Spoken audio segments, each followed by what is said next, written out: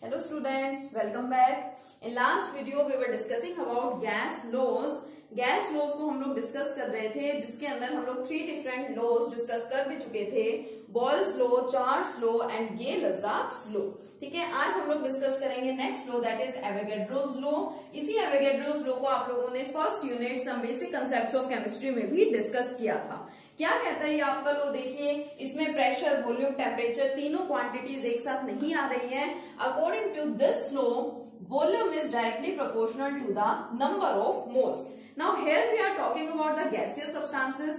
Gaseous substances की हम लोग बात कर रहे हैं, तो ये लो हमें क्या कहता है, that volume of the gaseous substance is directly proportional to the number of moles. अब ये बात तो बिल्कुल ठीक है. मान लीजिए मैं आपको कहूं मेरे पास 5 moles of gas present है, I have 5 moles of gas. तो मान लो वो 5 moles कहाँ है, 1, 2, 3, 4 and 5 इस तरह से प्रेजेंट है. तो मैं क्या कहूंगी, यहाँ पे वॉल्यूम कितनी है, इतनी वॉल्यूम है यहाँ पे. ठीक है, गैसेस क्या कर रही है, इतनी वॉल्यूम ऑक्यूपाई कर रही है. मान लीजिए अब मैं आपको यहाँ पे कहूं कि मेरे पास 5 मोल्स नहीं है, अब मेरे पास कितने मोल्स है, 20 मोल्स है. तो 20 मोल्स तो न जाने कहाँ पे फैले हुए होंगे, है ना. और नंबर ऑफ मोल्स जब बढ़ जाएंगे, इसका मतलब वॉल्यूम भी वहां पे बढ़ जाएगी. So this law states that volume of the gaseous substance is directly proportional to the number of moles. जो वॉल्यूम है वो नंबर ऑफ मोल्स के डायरेक्टली प्रोपोर्शनल है. नंबर ऑफ मोल्स बढ़ेंगे, देन नो डाउट वॉल्यूम भी यहाँ पे क्या होगी, इंक्रीज होगी. तो इस प्रोपोर्शनैलिटी साइन को हटा करके हम लोग यहाँ पे कांस्टेंट लगाते हैं, proportionality constant, let it is के. ठीक है, क्या लेट कर लिया हम लोगों ने, के लेट कर लिया. तो ये सिंपल सा आपका लॉ है. क्या बोलते हैं इस लॉ को हम लोग, एवोगैड्रोस लॉ. बस और कुछ नहीं करना, जस्ट ये छोटी सी स्टेटमेंट है जो कि आपको ध्यान रखनी है. ठीक है, अब इसके बाद बात करते हैं लास्ट लॉ की, that is known as the combined gas law. Combined gas law बेटा, इसके नाम से आपको पता चल रहा है, कंबाइंड मतलब कि कॉम्बिनेशन. इसके अंदर क्या करना है हम लोगों को, जितने गैस लॉज हम लोग अभी डिस्कस कर चुके हैं उन सभी को हम लोगों को कंबाइन कर देना है. उन्हीं का कॉम्बिनेशन आपका ये वाला लॉ है, जिसका नाम क्या रख दिया गया, कंबाइंड गैस लॉ. इसके 2 नाम और भी हैं. क्या क्या है देखिए, आइडियल गैस इक्वेशन, इसको आइडियल गैस इक्वेशन भी बोला जाता है.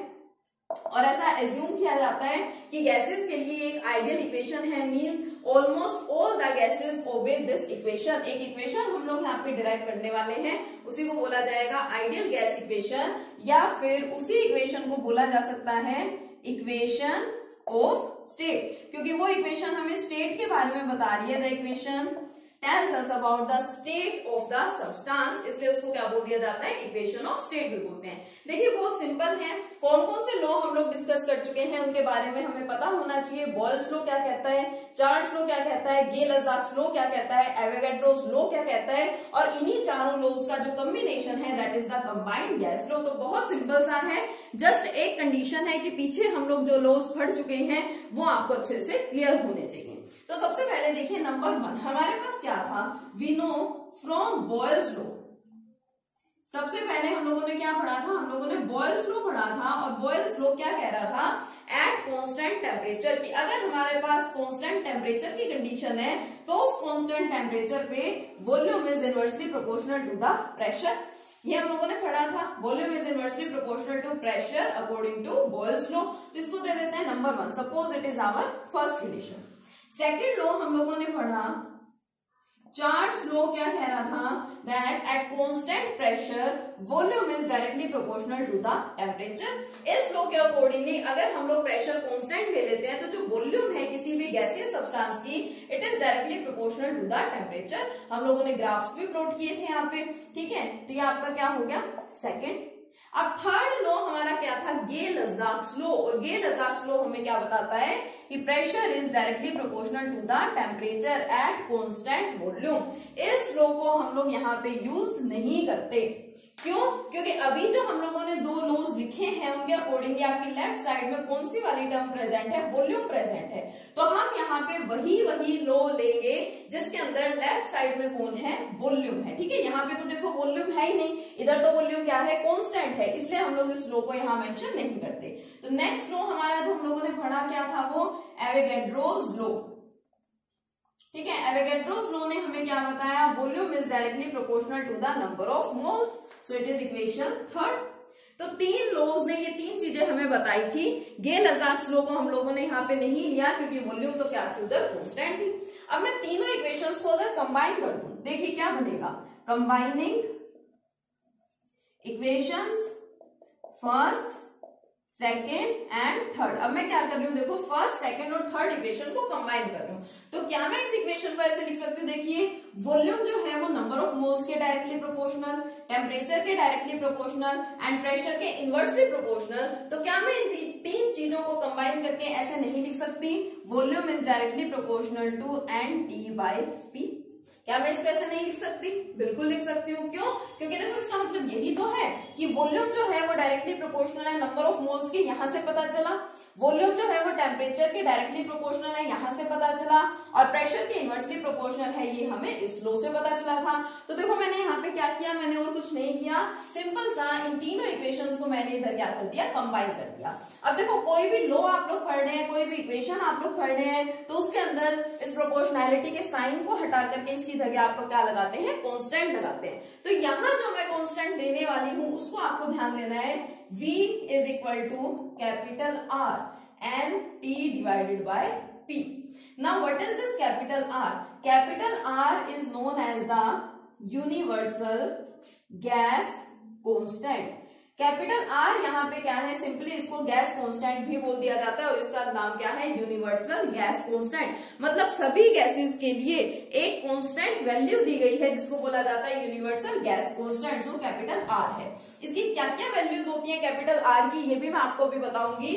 अभी हमने किया क्या है, सिर्फ इस पे ध्यान दीजिए। हम लोगों ने तीनों लॉज लिए, बॉयल्स लॉ लिया, चार्ल्स लॉ लिया और कौन सा लिया, एवोगाड्रोस लॉ। ठीक है, गे-लजाक्स लॉ का हम लोगों ने यहाँ पे यूज नहीं किया है। क्यों नहीं किया उसका यूज, ये भी मैं आपको बता चुकी हूँ। ठीक है, इसका रीजन भी मैं आपको बता चुकी हूँ। फिर मैंने क्या किया, उन सभी इक्वेशंस को कंबाइन कर दिया और एट लास्ट मुझे ये रिलेशन मिला। अब मैं इसके अंदर थोड़ा सा मॉडिफिकेशन कर रही हूँ, थोड़ा सा चेंज कर रही हूँ। प्रेशर एंड वॉल्यूम को तो मैं लिख रही हूँ एक side, PV is equal to nRT। Equation बन गई, बस इसके आगे हम इसमें और कोई चीज नहीं कर सकते। This equation is known as the ideal gas equation. इसी इक्वेशन को हम लोग क्या बोलते हैं, आइडियल गैस इक्वेशन बोलते हैं। इक्वेशन ऑफ स्टेट बोल दो या फिर इसको क्या बोल दो, relation for combined gas law, एक ही बात है। अब यहाँ पे बात आती है न्यूमेरिकल्स की, कि अगर आप लोग न्यूमेरिकल यहाँ पे करेंगे तो जो आपका यूनिवर्सल गैस कांस्टेंट है इसकी वैल्यू आपको कभी भी गिवन नहीं होती, इसकी वैल्यू आपको खुद से यूज करनी होती है। एंड 3 to 4 वैल्यूज गिवन है आर के लिए। तो कौन कौन सी वैल्यूज आपको यहाँ पे जनरली यूज करनी होती है, देखिए आर की वैल्यू हम याद रखेंगे। आर क्या है, it is universal gas constant. Value देखो क्या क्या होती है, 0.0821, याद रखनी है हमेशा ये value. R is 0.0821 litre atmosphere per kelvin per mole, या फिर R is equal to 8.314 joule per kelvin per mole. अब आप देखेंगे यूनिट को, R की वैल्यू यहाँ पे तो है 0.0821, यानी कि कुछ न्यूमेरिकल्स में तो हम R की वैल्यू को क्या लेते हैं, 0.0821 लेते हैं। कुछ न्यूमेरिकल्स में हम लोग कैपिटल R की वैल्यू को क्या लेते हैं, 8.314। अब किस न्यूमेरिकल में हम लोग कौन सी वैल्यू यूज करेंगे, डिसाइड करेंगी इसकी यूनिट्स। कि आप लोग जो न्यूमेरिकल करेंगे ऑब्वियसली उसके अंदर वॉल्यूम भी आपको कुछ गिवन होगा, प्रेशर भी आपको कुछ गिवन होगा, तो ऑब्वियसली उसके साथ में उनकी यूनिट्स भी लगी होती है। कि प्रेशर है मान लीजिए कितना, 2 एटमॉस्फेरिक प्रेशर है, ठीक है। वॉल्यूम मान लीजिए कितनी है, 2 लीटर वॉल्यूम है। तो आपको दिख जाता है वहां पे कि जो वॉल्यूम है वो लीटर्स में गिवन है एंड प्रेशर किस में गिवन है, एटमॉस्फेयर्स में। तो अगर आपके पास कोई ऐसी कंडीशन है, कोई ऐसा न्यूमेरिकल है जहां पे वॉल्यूम आपको गिवन है लीटर में, प्रेशर आपको गिवन है एटमॉस्फेयर में, एटमॉस्फेरिक प्रेशर के टर्म्स में, वहां पे आप लोग इस आर की वैल्यू का यूज करते हैं। इसी से मिलती जुलती, इसी से रिलेटेड एक और वैल्यू भी होती है, आर इज इक्वल टू 0.0831। ये देखो ये 821 है और ये क्या है, 831 है। इस वाली वैल्यू का यूज कब करना होता है, जब वॉल्यूम हमें गिवन होगी किसमें, डेसीमीटर क्यूब में। अगर हमारे पास कोई न्यूमेरिकल है और उसके अंदर वॉल्यूम हमें डेसीमीटर क्यूब में दे रखी है, तो हम यहाँ पे आर की वैल्यू क्या यूज करेंगे, 0.0831। अदरवाइज हम आर की वैल्यू यूज करते हैं 8.314 जूल पर केल्विन पर मोल। कुछ न्यूमेरिकल्स में आपको दे भी दिया जाता है ब्रैकेट में कि आर वैल्यू लिख लेंगे। ठीक है, तो ये वैल्यू क्या होती है आर की। अब देखो पहला लॉ जैसे हम लोगों ने पढ़ा, कौन सा पढ़ा, V is inversely proportional to P। इसी को और आगे हम लोग सोल्व करते गए, सिंप्लीफाई करते गए और एट लास्ट हमें रिलेशन मिला था P1 V1 equal to P2 V2, है ना। इसी तरह से जो हम लोगों ने चार्ट्स लॉ पढ़ा उसमें भी हमें एक रिलेशन मिला था। इसी तरह से हम लोगों ने जो गे-लजाक्स लॉ पढ़ा उसमें भी हमें कोई रिलेशन मिला था। ऐसे ही हम लोग क्या कर सकते हैं, यहाँ पे आइडियल गैस इक्वेशन को भी थोड़ा सा और मॉडिफाई कर सकते हैं और हमें एक और रिलेशन यहाँ पे मिलेगा। देखिए अब क्या करेंगे, इसके अंदर क्या चेंजेस करते हैं। देखो प्रेशर, वॉल्यूम एंड टेम्परेचर, मैंने फर्स्ट डे आपको बता दिया था कि इन तीनों को क्या बोला जाता है, स्टेट वेरिएबल्स बोला जाता है, because they decide the state of any substance. और हम लोग यहाँ पे जब रिलेशंस डिराइव करते हैं तो क्या करते हैं, कांस्टेंट टर्म्स को एक साथ लिख देते हैं और वेरिएबल्स को लिखते हैं एक साथ। ठीक है, अब इस इक्वेशन में कहीं पे प्रेशर, वॉल्यूम या टेम्परेचर हमने कांस्टेंट तो लिया ही नहीं है, कोई ऐसी कंडीशन तो आई ही नहीं है, यानी कि प्रेशर, वॉल्यूम, टेम्परेचर तीनों क्या है, वेरिएबल्स हैं और इन तीनों को एक साइड में हमें लिखना है। तो कैसे लिख देंगे, देखो PV, टेम्परेचर को यहां ले आओ, divided by T equal to n, constant है, n का मतलब क्या है, number of moles, capital R क्या रहेगा, कांस्टेंट ही रहेगा। और दो कांस्टेंट टर्म्स का अगर आप लोग प्रोडक्ट करेंगे तो सिंपल सी बात है वो क्या आएगा, कुछ कांस्टेंट ही आएगा। ठीक है, अब मान लो हमारे पास कंडीशन है, इनिशियल कंडीशंस हमारे पास क्या है कि इनिशियली जो हमारे पास गैसियस सब्सटेंस था, मान लो उसका प्रेशर है P1, वॉल्यूम है V1 और टेम्परेचर क्या है T1। इस कंडीशंस को हम लोग इस इक्वेशन में पुट करेंगे। देखो कुछ नया नहीं है, वही है जो हम लोग लास्ट लॉज में करते आ रहे हैं। इस कंडीशन को हम लोग इस इक्वेशन में पुट करेंगे तो क्या मिल जाएगा हमें, P1 V1 upon T1 equal to constant number 1। ये तो हमारी इनिशियल कंडीशंस होंगी। एंड देन फाइनली हमारे पास क्या है, प्रेशर हो गया है P2, वॉल्यूम हो गई है V2 एंड टेम्परेचर हो गया है T2। तो फिर आप लोग इसको क्या लिख सकते हैं, P2 V2 upon T2 equal to constant, ये आपका सेकंड रिलेशन है। और देखिए जब आप दोनों रिलेशंस को क्या करेंगे, यहाँ पे कंपेयर करेंगे फर्स्ट को और सेकंड को, तो क्या लिख सकते हैं, from first and second. Right side constant है आपकी, इक्वल है, एन आर ही है, तो इसका मतलब लेफ्ट साइड भी क्या होंगी, इक्वल होंगी। तो हम इसको क्या लिख सकते हैं, P1 V1 upon T1 equal to P2 V2 upon T2। तो ये सेकंड मेथड है, सेकंड टेक्निक है जिससे आप लोग कंबाइंड गैस लो, आइडियल गैस इक्वेशन या फिर इक्वेशन ऑफ स्टेट लिख सकते हैं। ठीक है, तो देखो कितना सिंपल सी है, बिल्कुल इजी है आइडियल गैस इक्वेशन को डिराइव करना। बस कंडीशन है इसके लिए एक कि बाकी लॉज हमें अच्छे से क्लियर होने चाहिए।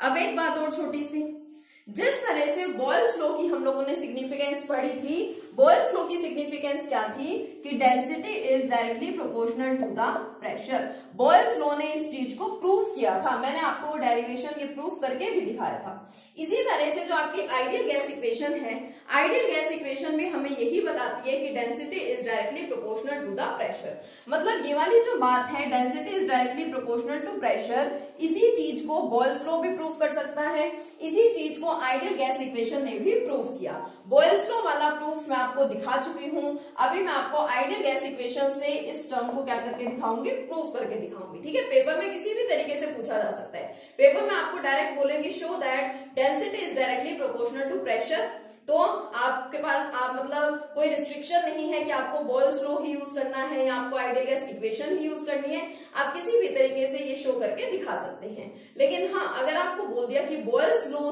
की हेल्प से प्रूव कीजिए या आइडियल गैस इक्वेशन की हेल्प से प्रूव कीजिए, तो फिर आपको वो एज इट इज ही करना पड़ेगा। ठीक है, तो अभी ये प्रूफ हम लोग करते हैं आइडियल गैस इक्वेशन की हेल्प से कि आइडियल गैस इक्वेशन ने किस तरह से प्रूव किया कि डेंसिटी और प्रेशर एक दूसरे के डायरेक्टली प्रोपोर्शनल है। चलिए देखते हैं। देखिए अब प्रूफ करते हैं कि density is directly proportional to pressure from ideal gas equation. तो सबसे पहले लिख लें कि आइडियल गैस इक्वेशन होती क्या है, वी नो, क्या जानते हैं हम लोग आइडियल गैस इक्वेशन के बारे में, we know PV is equal to nRT। ये हमें सिंपल सी बात पता है कि प्रेशर वॉल्यूम का product is equal to nRT from ideal gas equation. अभी हम लोगों ने डिराइव किया। यहाँ पे देखिए n का मतलब क्या है, n means number of moles. एक चीज हमें और भी पता है, number of moles is equal to given mass upon molar mass. कि अगर मैं आपके पास कहूं कि 12 ग्राम ऑफ कार्बन डाइऑक्साइड, तो 12 ग्राम क्या है, it is the given mass of carbon dioxide and carbon dioxide का मोलर मास तो होता ही है। ठीक है, तो गिवन मास अपॉन मोलर मास। तो हम क्या करते हैं, नंबर ऑफ मोल्स की वैल्यू यहां से इसके अंदर पुट कर देते हैं। तो देखिए क्या मिलेगा हमें, PV is equal to small m R T upon capital M. एक चीज और करते हैं छोटा सा, देखो हमें जो रिलेशन चाहिए, जो प्रूफ हमें करना है, क्या प्रूफ करना है हमें, density is directly proportional to the pressure, यानी मुझे सिर्फ प्रेशर चाहिए एक साइड में, तो मैं प्रेशर को यहाँ पे लिखे रहने देती हूँ और वॉल्यूम को इसके अपॉन में ले जाती हूँ। इससे पहले वाले स्टेप में भी आप ऐसा कर सकते थे, इसी स्टेप में ऐसा कर लो, चाहे pressure is equal to n R T upon V.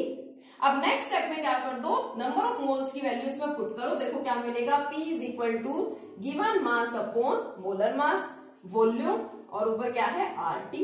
अब ये देखो ऊपर क्या है, मास ऑफ द सब्सटेंस, और ये क्या है, वॉल्यूम। मास अपॉन वॉल्यूम किसके इक्वल होता है, yes, density is equal to mass upon volume. ये बात हमें बहुत अच्छे से पता है, density is equal to mass upon volume. तो मैं मास अपॉन वॉल्यूम की जगह क्या लिख सकती हूँ, यहाँ पे डेंसिटी लिख सकती हूँ। तो देखो pressure will be equal to d, इसकी जगह मैंने डी लिख दिया, या रो लिख देंगे, किसी भी तरह से मेंशन कर सकते हैं, capital R capital T upon capital M. अब देखिए कैपिटल आर क्या है, गैस कांस्टेंट, इसकी वैल्यू क्या है, कांस्टेंट। टेम्परेचर है, टेम्परेचर की वैल्यू कांस्टेंट, कि आप कोई पर्टिकुलर रिएक्शन कराएंगे किसी पर्टिकुलर टेम्परेचर पे ही कराएंगे तो कांस्टेंट है। कैपिटल एम का मतलब मोलर मास या molecular mass of the gas, जो भी आप पर्टिकुलर गैस लेंगे उसका मोलर मास भी हमेशा क्या रहेगा, कांस्टेंट ही रहेगा। कि वाटर है मान लीजिए, उसका मोलर मास तो हमेशा 18 ही रहता है, चेंज थोड़ी ना हो जाता है। तो R T upon M as capital R capital T and capital M are constant. ये तीनों क्या है, कांस्टेंट है। तीनों को सोल्व करेंगे हम लोग तो क्या मिलेगा, कोई कांस्टेंट ही मिलेगा। तो हम लोग इसको क्या लिख सकते हैं, प्रेशर इक्वल टू, सपोज मैंने कांस्टेंट लेट कर लिया, यहाँ पे क्या आएगा, इन तीनों को सोल्व करने के बाद के आएगा, और डी मैंने एज इट इज लिख दिया। अब आपको पता है प्रोपोर्शनैलिटी के साइन को हटा करके हम लोग उसकी जगह इक्वल टू एंड साथ में कोई कांस्टेंट लगा देते थे, जैसे मैंने लिखा V is directly proportional to T, तो मैं इसको हटा करके क्या लिखती हूँ, equal to any proportionality constant. ठीक है, तो इसी तरह से हम यहाँ पे इसका अपोजिट भी कर सकते हैं, मैंने आपको बताया था। इन दोनों की जगह मैं प्रोपोर्शनैलिटी साइन का भी यूज कर सकती हूँ। तो क्या मिल सकता है मुझे यहाँ पे, pressure is directly proportional to density बोल दो, या फिर क्या बोल दो, density is directly proportional to the pressure. देखिए यही हमें प्रूव करना था, कितना सिंपल सा था। आपने आइडियल गैस इक्वेशन ली, क्योंकि मुझे प्रेशर को इसके डायरेक्टली प्रोपोर्शनल प्रूफ करना है डेंसिटी के, तो मैंने सिर्फ प्रेशर को यहाँ पे रहने दिया, वॉल्यूम को मैं लेगी इसके अपॉन में। नंबर ऑफ मोल्स हमें पता है equal to given mass upon molar mass, as it is लिख दिया। मास अपॉन वॉल्यूम भी हमको पता है, it is equal to the density, density लिख दिया। ये तीनों चीजें क्या है, यहाँ पे कांस्टेंट है, तो इनको जब हम सोल्व करेंगे तो ऑब्वियसली कोई कांस्टेंट ही आएगा।